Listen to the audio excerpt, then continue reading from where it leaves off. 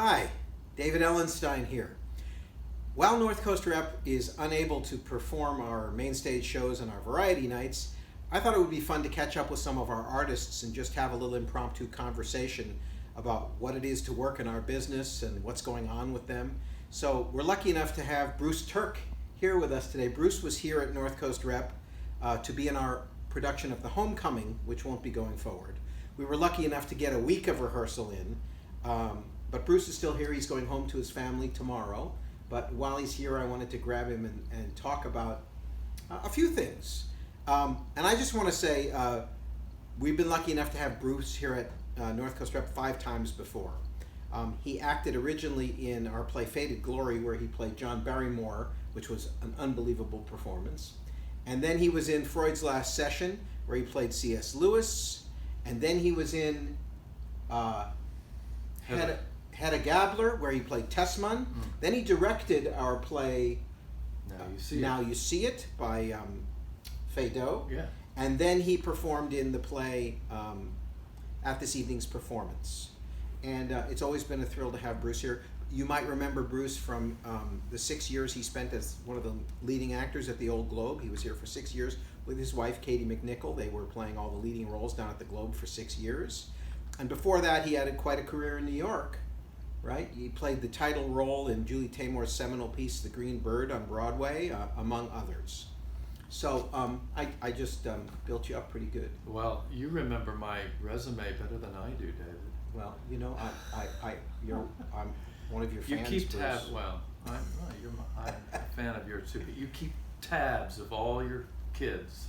I try. Your artistic. My family, children, not my kids. My colleagues. Your family. Yeah. So you were here to do play Teddy in The Homecoming. Right. So talk about. We got one great weekend with an amazing group of people in the room in this phenomenal play.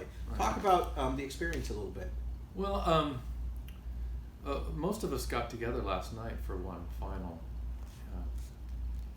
time just to rehash and eat and spend a little quality time with each other. And it's kind of I wouldn't say a moratorium, but just to kind of round out the meal. And one of the things that really struck me about this particular group was the amount of trust that was evident in the room. I mean, you felt that, and I know that from my own point of view, entering this world that Pinter has created, I was a bit terrified because of the technical demands and of the material, but also the emotional terrain that you have to navigate. And I knew that I wouldn't be able to really let go and be as vulnerable as I needed to be in that role unless I had a really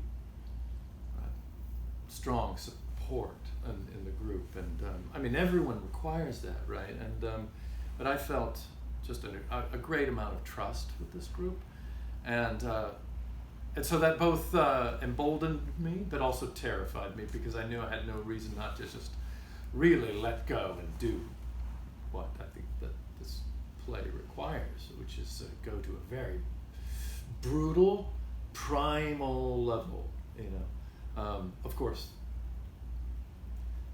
that's being negotiated with language, right? It's not. There's so much that's unspoken on this primal level. So what do you think is a major difference of approaching a Pinter play as opposed to most other plays? I mean, each play has its own unique set of demands, but what is it about a Pinter play? Well, I can talk about the difficult, Richard is awesome. Richard and Tony Amendola. Yes, and everyone in the cast has experience with Shakespeare, and I think that and another, Frank Corrado is another colleague that we admire, is also highly skilled with classical work, and that oddly serves you well with Pinter, because Pinter is it seems domestic. The setting is domestic. The relationships are domestic, family drama. But the energy that's required for the material. The language itself is, it's sculpted language, but the size of the characters are classical, are huge, and so you need people with the technical demands that can handle classical work, but then also have access to a more, for lack of a better word, I wouldn't say realism, because it's not realism, right? It's sculpted realism in a way, right? So that's a challenge, because if you're doing a Shakespeare play, I mean, even when you update it, you still know you're in a Shakespeare play. But in a play like this, it's not evident right away that you're doing something that's operating on an archetypal level. Does that make sense? It makes sense to me. So the process, how you're going to navigate this, for a lot of us who have limited experience with actually getting to do it, not to work on it, but actually perform it, is like, how am I going to prep myself? Do I attack the language first and learn kind of the shell, the outer form of it, or do I need to really investigate what is the, what's the emotional life, what is that is required, right? Because of our the nature of our business, we tend to do, people who are professional tend to do this at the same time. You're working on, you're keeping all these plates in the air at the same time, right? And for Pinter, there's just a hell of a lot of plates.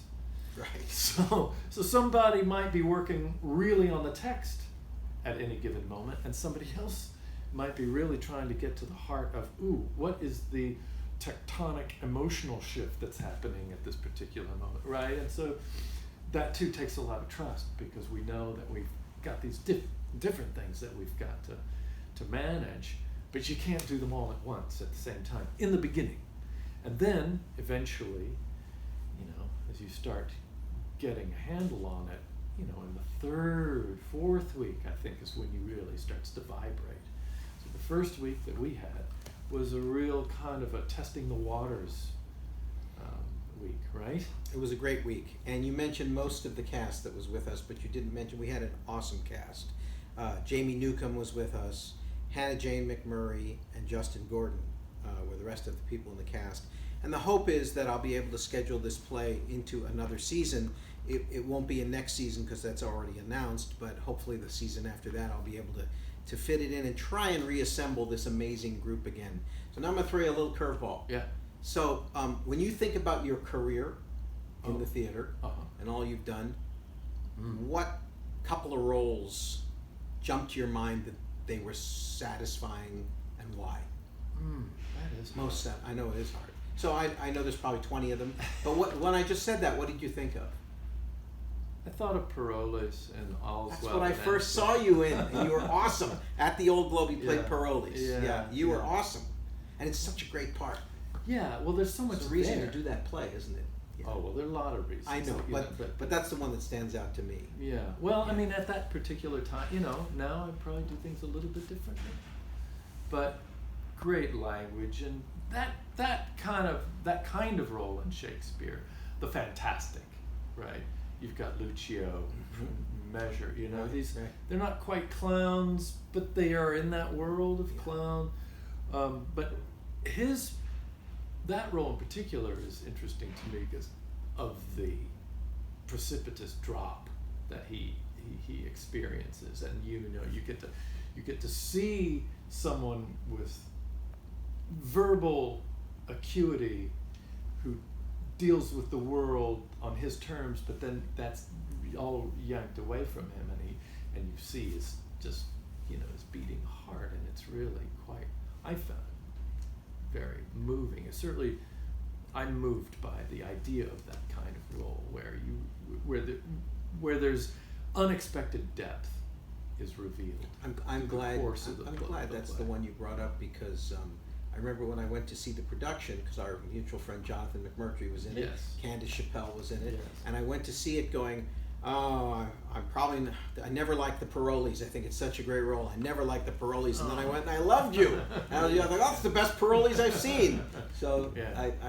that was my first introduction to you, and actually why I was so interested in you playing John Barrymore when we did Fate Which, of Glory. yeah, which I also enjoyed for the same reasons. In you a know, you very get different a way, right? broad Right, spectrum, right. spectrum of colors to play. Yeah. Well, thanks, Bruce. This Yeah. is great, and hopefully you're going to be back here real soon with us. Uh, So thanks. plan on it. Thanks. I hope you enjoyed this, and we're going to do more of them.